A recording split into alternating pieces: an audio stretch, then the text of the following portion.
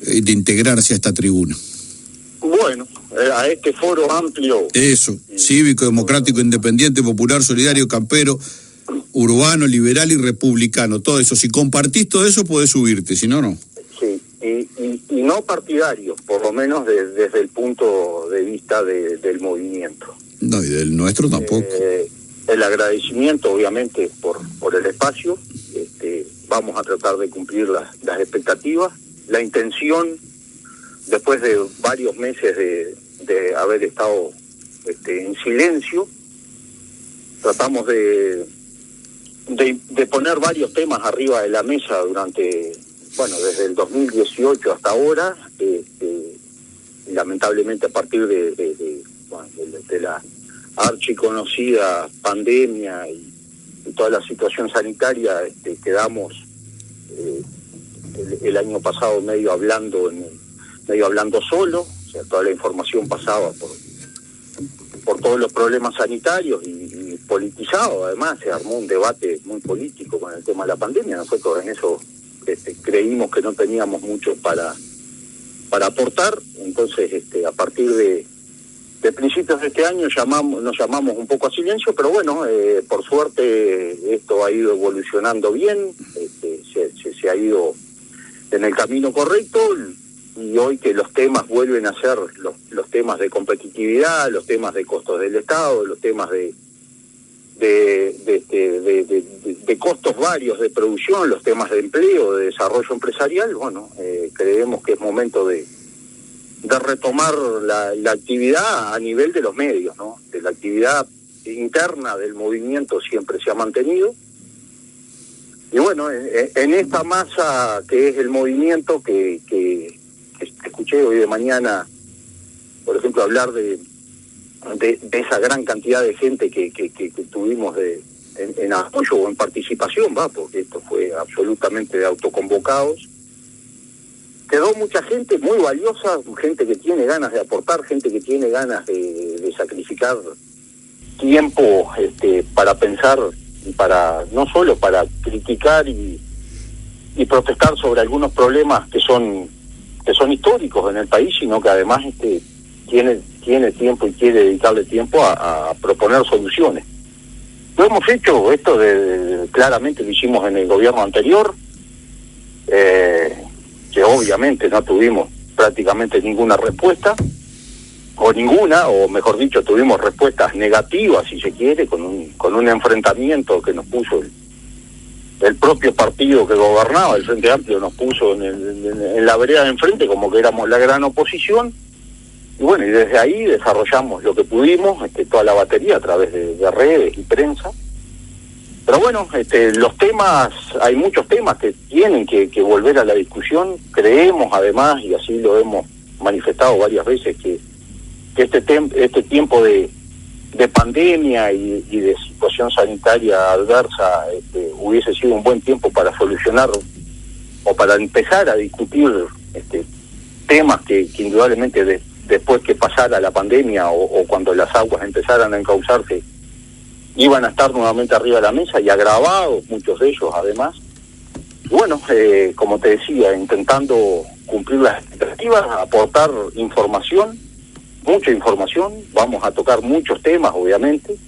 Trataremos de tocar un tema diferente por semana. Va a haber un enfoque muy grande en el tema BPS en estas primeras, o por lo menos hasta las elecciones, tratando de informar a la gente qué es lo que pasa en el BPS, qué ha pasado, qué políticas han afectado a esa caja que es enorme, que es el principal agujero que hoy tiene el Uruguay.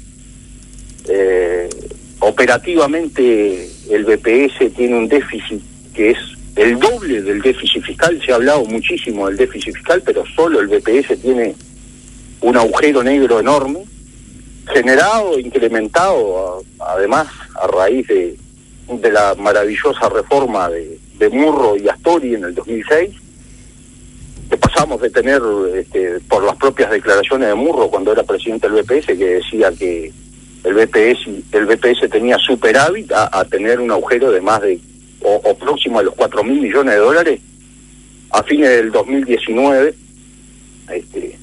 y bueno, trataremos de enfocar bastante por ahí, como es sabido, o para los que no saben, el movimiento decidió presentarse a las próximas elecciones del BPS en los 3 órdenes, en el empresarial, en el de jubilados y en el de trabajadores, a pujar por esos cargos sociales que Guillermo, que son 3 cargos. Y bueno, Guillermo, una pregunta. Por ahí.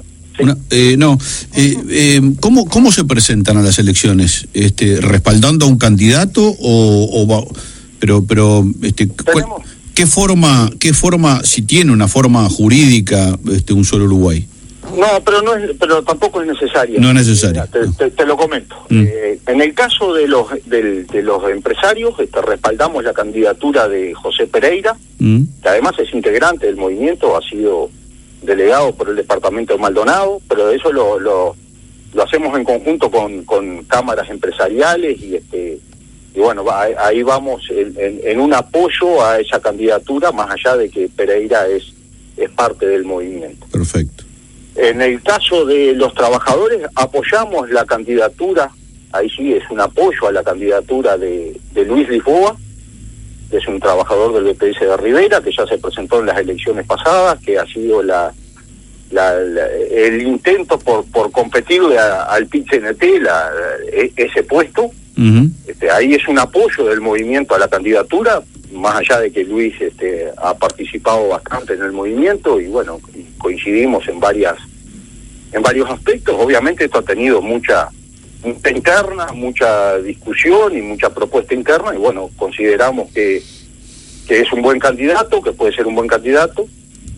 Y en el caso de los jubilados sí, es algo totalmente interno del movimiento, es una persona, Virginia Paz, jubilada como arquitecta, fue productora agropecuaria del departamento de Cerro Largo. Esa persona sí sale desde adentro del movimiento, no es un apoyo en la candidatura, sino la promoción de la candidatura, y esto se puede hacer por 2 formas, y la que hemos decidido hacer es a través de la recolección de firmas. Son 6.000 firmas, si no tengo mal el número, que se recogerían entre jubilados, obviamente, que se presentan a la Corte Electoral y con eso se puede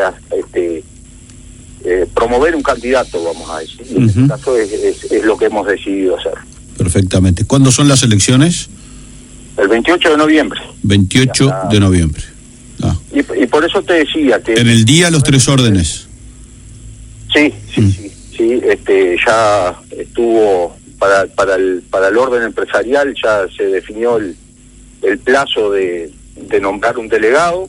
Eso lo hemos escuchado, inclusive yo lo he escuchado mucho en tu programa con esta persona que habló antes que yo, con Agustín Iturralde. Sí, Iturralde habló mucho de ellos. Habló también esta gente del estudio de contadores, Willy Lafourcade. Exactamente. Y bueno, y vamos a pujar, es una apuesta grande para el movimiento, pero bueno, en ese convencimiento de que el Estado debe ser eficiente, debe achicarse, debe reducir su costo, que en definitiva es lo que se le traslada después al usuario, y bueno, y esperamos la colaboración de todos los aportantes, y esto va referido al informe de ayer y de todo lo que se ha hablado esta mañana. Pero bueno, sabiendo que el BPS tiene un déficit enorme, que obviamente tiene que ser cubierto mes a mes, porque llega a fin de mes y hay que cubrir las prestaciones que brinda, vamos a informar, vamos a presentar datos, vamos a presentar todo lo que son los números, dónde se generan los déficits. Por ejemplo, a partir de esa reforma que te comentaba recién, entre de Murro y Astori, Uruguay pasa a tener las pensiones por invalidez más altas del mundo, de mayor cantidad del mundo, de cualquier país que nunca estuvo en guerra. Esa es una. Y hay muchísimas más que las vamos a ir desarrollando, vamos a ir hablando, como te decía, semana a semana.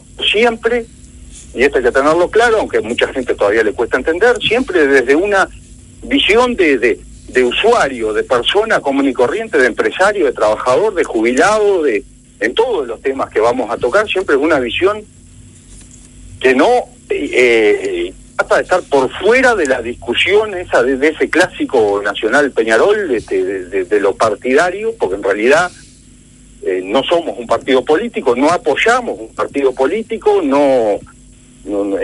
seguimos siendo autoconvocados, seguimos siendo gente común y corriente, como te decía, que le destina tiempo a tratar de discutir los problemas que nos afectan a todas las empresas. Y bueno, intentaremos poner todos los números ahí arriba de la mesa. Hablaremos de combustible, hablaremos de colonización, hablaremos de forestación, hablaremos de todo lo que haya que hablar, de subsidios, de rentas básicas, estamos tocando todos los temas, pero bueno, la intención es esa, es informar, es generar opinión, es generar discusión en el buen sentido.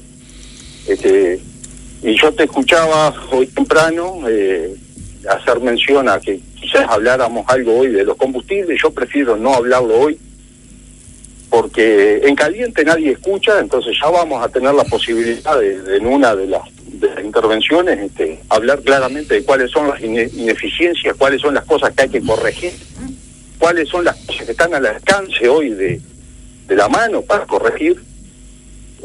Por ejemplo, el fideicomiso al transporte o ese subsidio a las grandes empresas o al el transporte capitalino.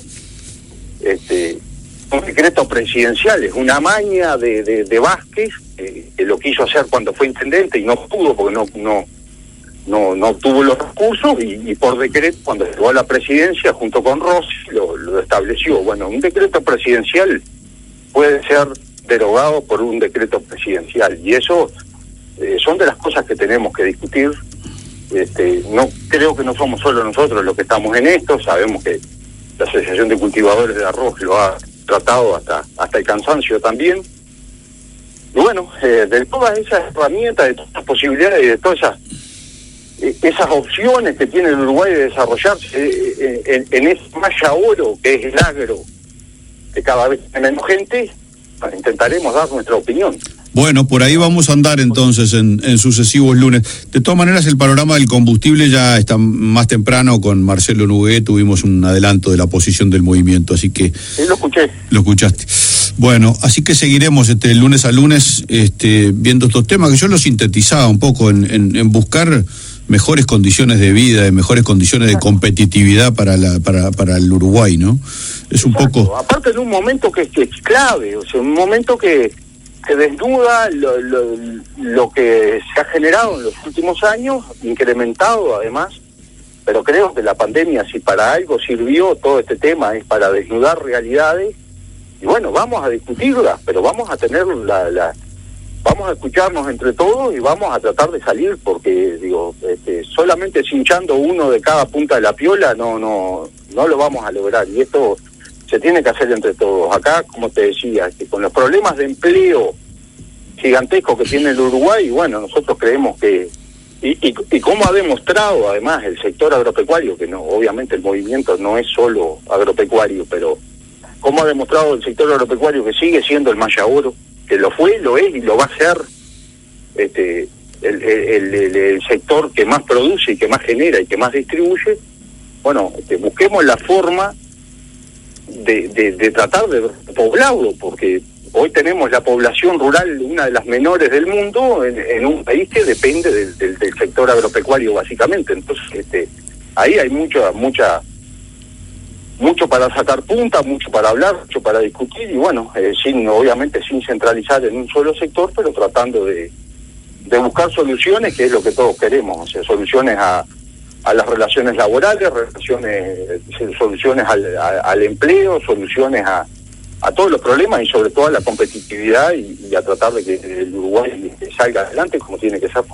Bueno, Guillermo Franchi, más popularmente conocido como Guillermo Franchi, integrante de Un Solo Uruguay, dejamos oficialmente inaugurado este espacio de los lunes. Bueno, muchas gracias, y lo que le decía, obviamente se reciben todas las críticas. La vamos a escuchar atentamente, y bueno, la intención, informar, discutir, poner temas arriba de la mesa como lo hemos hecho hasta ahora, y bueno, en este espacio radial vamos a intentar seguir con esta lógica de de tener tema a tema, semana a semana. Bueno, te mando un abrazo y gracias por sumarse. Seguimos en contacto.